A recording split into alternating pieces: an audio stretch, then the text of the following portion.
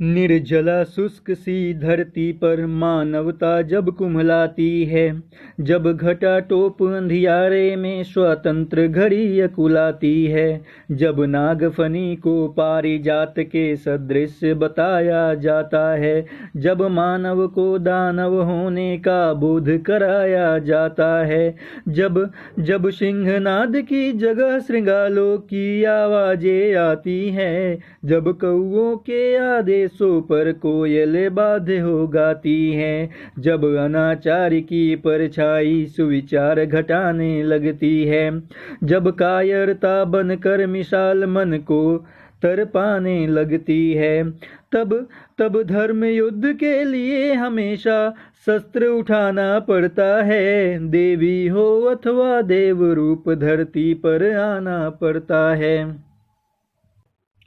Good morning दोस्तों, ये mechanics का थर्ड पार्ट है। हम लोगों ने 50 तक क्वेश्चंस कर चुके थे। अब इसमें हम लोगों को जो है 51 से लेकर के 75 तक के क्वेश्चंस को करने हैं। मैं हर रोज़ 25 क्वेश्चन का सीरीज़ लेके आ रहा हूँ। आप कोशिश कीजिए कि उस 25 क्वेश्चंस को डेली कवर करते जाइए और कंप्लीट करते जाइए, क्योंकि मैं विथ डिस्क्रिप्शन समझा रहा हूँ। अगर एक बार में नहीं समझ में आता तो 2 बार 3 बार आप उसको देखिएगा, बातें आपको समझ में आने लगेंगी, आंसर्स दिमाग में आने लगेंगे। और ये सारे बहुत ही इंपॉर्टेंट क्वेश्चंस हैं। वो सारे क्वेश्चंस हैं जो कभी ना कभी किसी न किसी एग्जाम्स में पूछे गए हैं, और बेसिकली इसी तरह के क्वेश्चंस जो है सो एग्जाम में पूछे जाते हैं। चलिए दोस्तों, तो शुरू करते हैं। आपका 51वां नंबर का क्वेश्चन है, रॉकेट किस सिद्धांत पर कार्य करता है? तो रॉकेट जो है वह संवेग संरक्षण के सिद्धांत पर कार्य करता है, और संवेग संरक्षण का सिद्धांत जो है वह न्यूटन के किस नियम से आता है? तो न्यूटन के द्वितीय गति नियम से हमको पता चलता है संवेग संरक्षण का सिद्धांत। ठीक है, यानी कि ऑप्शन नंबर सी हो जाएगा। अगला क्वेश्चन, किसी सहतीर के संतुलन का कार्यकारी सिद्धांत किसका सिद्धांत होता है? यह जो है संवेग का सिद्धांत होता है। ठीक है, यानी कि ऑप्शन नंबर ए हो जाएगा आपका सही। अगला, साधारण मशीन देखिए होता क्या है। जैसे नट बोल्ट जो होता है एक साधारण मशीन के एग्जाम्पल है। ठीक है, हम जो नट बोल्ट खोलते हैं, जो पेचकस वगैरह होता है, टेस्टर वगैरह होता है, वो सारे साधारण मशीन के एग्जाम्पल्स हैं। साधारण मशीन क्या कर सकता है या क्या नहीं कर सकता है? ऑप्शन ए है चाल को बढ़ा सकती है, नहीं, बिल्कुल नहीं। कार्य को बढ़ा सकती है, कार्य को बढ़ा नहीं सकती है, ये सही है। बी नंबर आपका जो ऑप्शन हो जाएगा ये सही आंसर होगा, क्योंकि साधारण मशीन कार्य को नहीं बढ़ा सकती है। अगला, निम्नलिखित में से क्या सोपानी परिणाम है? ऑप्शन आपके दिए गए हैं, वेग, बल, कोणीय संवेग और स्थिर वैद्युत विभव। ये हो जाएगा आपका ऑप्शन नंबर डी, स्थिर वैद्युत विभव जो है यह जो है सोपानी परिणाम कहलाता है या होता है। अगला, निम्नलिखित में से क्या वेक्टर परिमाण है? मैंने आपको पिछले ही क्लास में बताया था या पिछले ही टॉपिक में बताया था कि वेक्टर क्वांटिटी जो होता है उसका सिंपल सा जो फॉर्मूला है या सूत्र है, या फिर उसको हम ट्रिक कह सकते हैं कि कैसे हम जाने कि कोई वेक्टर क्वांटिटी है, यानी कि सदिश राशि है, और कोई कैसे अदिश राशि है। तो सदिश राशि का ट्रिक क्या था? असंभवी अवभवित्व। असंभवी अवभवित्व जो है वह आपका ट्रिक है किसका? सदिश राशि का। और इसके हिसाब से ऑप्शन नंबर ए जो है गति, ये हो जाएगा आपका वेक्टर परिमाण। ठीक है, पूछा जा रहा है कि कौन सा इसमें वेक्टर परिमाण है, तो आपका ऑप्शन नंबर ए हो जाएगा सही आंसर। अगला, एक समान गति वाला पिंड। एक समान गति का मतलब ही होता है कि वस्तु त्वरित नहीं हो रहा है, यानी कि वह जो वस्तु है वह त्वरण नहीं कर रहा होता है। इसका मतलब यह है कि वह एक समान गति में होता है। इसमें ऑप्शन आप देख लीजिए कौन सा है, त्वरित नहीं होता है। पहला ही ऑप्शन सही हो जाएगा, यानी कि ऑप्शन नंबर ए जो है यह आपका सही आंसर होगा। अगला, एक समान वेग से चल रही गाड़ी में से एक व्यक्ति प्लेटफॉर्म पर एक गेंद गिराता है। प्लेटफॉर्म पर खड़े एक प्रेक्षक द्वारा देखा जाने वाला गेंद का पथ कैसा होगा? जो गेंद गिरता है वह पथ कैसा बनाएगा? वह पथ हमेशा परवलयाकार बनाएगा। जैसे जब भी हवाई जहाज वगैरह जा रही होती है, उससे कुछ फेंका जाता है तो इस तरह जो है सो गिरती है। तो आप देख रहे हैं परवल के जैसी आकृति बना रही है। ये गाड़ी आगे की तरफ मूव कर रहा है तो ये परवल की तरह ही आकृति बनाएगा, जिसके कारण इसका ऑप्शन हो जाएगा ऑप्शन नंबर सी, परवलयाकार। अगला, जब दूध से मलाई अलग की जाती है तो क्या होता है? ऑप्शन ए है यह अधिक गाढ़ा हो जाता है, दूध का घनत्व बढ़ जाता है, दूध का घनत्व कम हो जाता है, दूध का घनत्व अपरिवर्तित रहता है। तो जब दूध से मक्खन को बाहर निकाल दिया जाता है तो दूध का घनत्व जो है वह बढ़ जाता है, यानी कि ऑप्शन नंबर बी हो जाएगा सही आंसर। ठीक है, अब देखिए यहीं पे दूध से हम निकाल लिए क्रीम को, तो वो दूध का घनत्व तो बढ़ जाता है, लेकिन अगर हम समुद्री जल से नमक को बाहर निकाल लेंगे तो उसका घनत्व जो है वह घट जाएगा। ठीक है, समुद्री जल का घनत्व क्या हो जाएगा? घट जाएगा जब हम समुद्री जल से नमक को निकाल लेते हैं। इसी से रिलेटेड एक दो क्वेश्चन और है, चर्चा सुन लीजिए। क्वेश्चन पूछा जाता है कि जब नाव नदी से समुद्र में जाएगा तो क्या होगा? तो जब नाव नदी से समुद्र में जाएगा तो वह अपनी वास्तविक स्थिति से ऊपर उठ जाता है। क्यों? क्योंकि नदी के पानी की अपेक्षा समुद्र के पानी का घनत्व तो अधिक होता है। अगर इसी का उल्टा पूछ दिया जाए कि अगर नाव समुद्र से नदी में आएगा तो क्या होगा, तो जब नाव समुद्र से नदी में आएगा तो अपनी वास्तविक स्थिति से नीचे चला जाएगा, यानी कि नदी के पानी का घनत्व तो उससे समुद्र के पानी से कम होता है, जिसके कारण नाव थोड़ा सा डूबता है। अगला क्वेश्चन, निम्न को सुमेलित कीजिए। इसको जो है सुमेलित करना है। अब देखिए ए बी सी डी दिया हुआ है, नीचे 1 2 3 4 दिया हुआ है। तो आवृत्ति क्या होता है? अब नीचे वाले को आप पढ़ लीजिए। देखिए इस तरह का अगर क्वेश्चन दिया हुआ हो तो उसमें एक चीज़ का हमेशा ध्यान रखिएगा, जो आपको आता है पहले उसको मैच कीजिए और बाकी को उसके बाद में हम मैच करेंगे। अगर आप डिफिनीशन जानते हैं तो आसानी से इसको आप कवर कर सकते हैं। जैसे नीचे ऑप्शन दिया है इकाई समय में दोलन, तो इकाई समय में दोलन जो है यह क्या कहलाता है? यह आवृत्ति कहलाता है, यानी कि जो ए नंबर है वो हो जाएगा पहला, ए नंबर का आंसर हो जाएगा। दूसरा दिया है ऐसी युक्ति जिसमें धागे के सिरे पर भार झूल रहा हो। ऐसा कब होता है? लोलक के साथ ऐसा होता है, यानी कि बी नंबर के लिए ऑप्शन नंबर 2 हो जाएगा सही। तीसरा है ये सी नंबर जो 2 है वो सी नंबर का आंसर हो जाएगा, सी का आंसर हो जाएगा। फिर से आप इसको देखिए, पहला का तो एक ही हो जाएगा, ए का एक हो जाएगा। जो सी नंबर है लोलक है, दूसरा जो है वो लोलक का आंसर हो जाएगा। आवर्त सारणी क्या होता है? तो परमाणु संख्या के क्रम से रासायनिक तत्व जो होता है वो आवर्त सारणी को दर्शाता है, यानी कि ऑप्शन नंबर सी डी का हो जाएगा तीसरा। तो सिंपल सा बात है कि बच क्या गया? आयाम बच गया, तो आयाम के लिए हो जाएगा आपका चौथा आंसर। ठीक है, तो जो आता है उसका आंसर आप पहले दे दीजिए, बाकी अपने आप आंसर आपको मिल जाएगा। अगला क्वेश्चन, ए और आर दोनों सही है और आर ए का सही विकल्प नहीं, यानी कि 4 दिए हुए उस चारों में से आपको बताना है कि कौन सा सही है कौन सा गलत है। 60 नंबर को कथन ए, कोई व्यक्ति जो पूर्ण घर्षण रहित सतह पर खड़ा है सीटी बजाते हुए स्वयं को गतिमान बना सकता है। दूसरा, यदि तंत्र पर कोई बाह्य बल कार्यरत नहीं हो तो उसका संवेग परिवर्तित नहीं हो सकता है।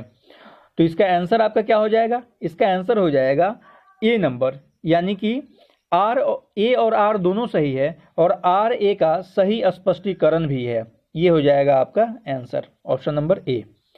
अगला क्वेश्चन, निम्नलिखित में से समय का मात्रक नहीं है, यानी कि समय को नहीं दर्शाता है। अधिवर्ष समय को दर्शाता है, चंद्रमास ये भी समय को दर्शाता है। प्रकाश वर्ष जो है ना यह दूरी का मात्रक है, यानी कि प्रकाश द्वारा एक वर्ष में तय की गई दूरी को एक प्रकाश वर्ष कहते हैं, यानी कि सी नंबर ऑप्शन आपका सही हो जाएगा। अगला पार्सेक इकाई है। पार्सेक जो है ये भी दूरी मापने का ही इकाई है और दूरी का सबसे बड़ा इकाई पार्सेक होता है। ठीक है, एक पार्सेक में 3.26 प्रकाश वर्ष होता है, यानी कि प्रकाश वर्ष लगभग 3.25 साल में जितनी दूरी तय करेगी उतना बराबर एक पार्सेक होता है। ओके, अगला ल्यूमेन किसका मात्रक है? तो ल्यूमेन जो है वह आपका मात्रक किसका है? ज्योति तीव्रता का मात्रक है। ज्योति तीव्रता और ज्योति फ्लक्स दोनों का मात्रक होता है ल्यूमेन। ठीक है, यानी कि ऑप्शन नंबर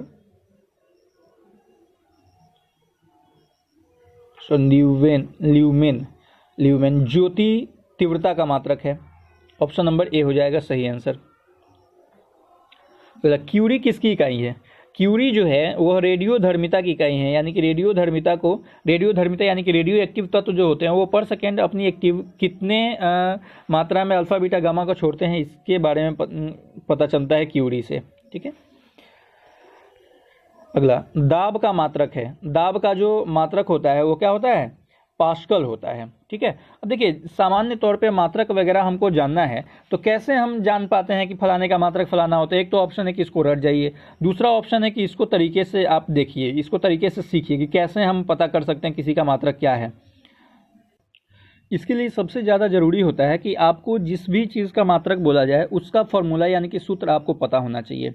जो दाब होता है, दाब का सूत्र क्या होता है, दाब का सूत्र होता है बल बटा क्षेत्रफल, बल बटा क्षेत्रफल यानी कि बल बाई क्षेत्रफल। अब देखिए बल का जो है वो होता है न्यूटन और क्षेत्रफल का क्या होता है, मीटर स्क्वायर। ठीक है, बल का न्यूटन और क्षेत्रफल का मीटर स्क्वायर, क्योंकि क्षेत्रफल लंबाई गुने चौड़ाई होता है, लंबाई को भी मीटर में मापते हैं, चौड़ाई को भी मीटर में मापते हैं, यानी कि newton per metre square is equal to होता है पास्कल। ठीक है, newton per metre square is equal to pascal होता है। तो कैसे आप सीख लिए, आपको पता नहीं है कि इसका मात्रक क्या होता है, लेकिन अगर फॉर्मूला है तो आसानी से आप पता कर सकते हैं, क्योंकि बल का मात्रक न्यूटन होता है, क्षेत्रफल का मात्रक मीटर स्क्वायर होता है, बल बटा क्षेत्रफल इज इक्वल टू पास्कल होता है। अगला कैंडेला मात्रक है। कैंडेला जो है वह किसका मात्रक है, यहाँ पे आपसे क्वेश्चन पूछा गया है और 4 ऑप्शंस दिए गए हैं, ज्योति फ्लक्स, ज्योति प्रभाव, ज्योति दाब और ज्योति तीव्रता। तो कैंडेला जो होता है वो किसका मात्रक होता है, वो होता है ज्योति तीव्रता का मात्रक। ठीक है, ज्योति तीव्रता का। अगला क्वेश्चन, जूल निम्नलिखित की इकाई है। जूल जो है यह किसकी इकाई है, तो ऊर्जा की इकाई होती है। वास्तव में जूल कार्य की भी इकाई होती है और कार्य और ऊर्जा दोनों का इकाई एक जैसा ही होता है, यानी कि दोनों की यूनिट जो होती है वह एक जैसी ही होती है। अगला, खाद्य ऊर्जा को हम किस इकाई में मापते हैं, तो खाद्य ऊर्जा जो होता है इसको हम लोग कैलोरी में मापते हैं। ऑप्शन नंबर ए हो जाएगा सही। अगला, विद्युत मात्रा की इकाई क्या है, तो विद्युत मात्रा की जो इकाई होती है जिसको हम लोग विद्युत धारा बोलते हैं, तो उसकी इकाई क्या होती है, उसकी इकाई होती है ampere. Option number A. SI पद्धति में लेंस की शक्ति की इकाई क्या है, यानी कि लेंस की शक्ति को किस में मापा जाता है, तो डायोप्टर में मापा जाता है। ऑप्शन नंबर बी सही। अगला, डेसिबल किसे मापने के लिए प्रयोग लाया जाता है, तो डेसिबल जो है वह किसको मापने के लिए, वातावरण में ध्वनि को मापने के लिए डेसिबल का प्रयोग किया जाता है। ऑप्शन नंबर सी हो जाएगा सही। अगला, एम्पियर क्या मापने की इकाई है, तो एम्पियर जो है यह करंट मापने की इकाई है। ऑप्शन नंबर बी हो जाएगा आपका सही आंसर। अगला, यंग प्रत्यास्था गुणांक का ऐसा ही मात्रक होता है। यंग प्रत्यास्था गुणांक का ऐसा ही मात्रक क्या होता है, देखिए यंग प्रत्यास्था गुणांक और दाब दोनों का एक जैसा ही होता है। ठीक है, तो इसका भी हो जाएगा आपका न्यूटन पर मीटर स्क्वायर। लेकिन यंग प्रत्यास्था गुणांक जो है एकदम माइक्रो में, जो बहुत छोटे होते हैं, नगण्य होते हैं, उनको मापने के लिए, उनके दाब को मापने के लिए इस्तेमाल किया जाता है। ठीक है, तो ऑप्शन हो जाएगा आपका न्यूटन पर मीटर स्क्वायर ही। ये मीटर स्क्वायर है, एक्चुअली पावर देने का ऑप्शन नहीं था मोबाइल में, इसलिए ऐसा हो गया है।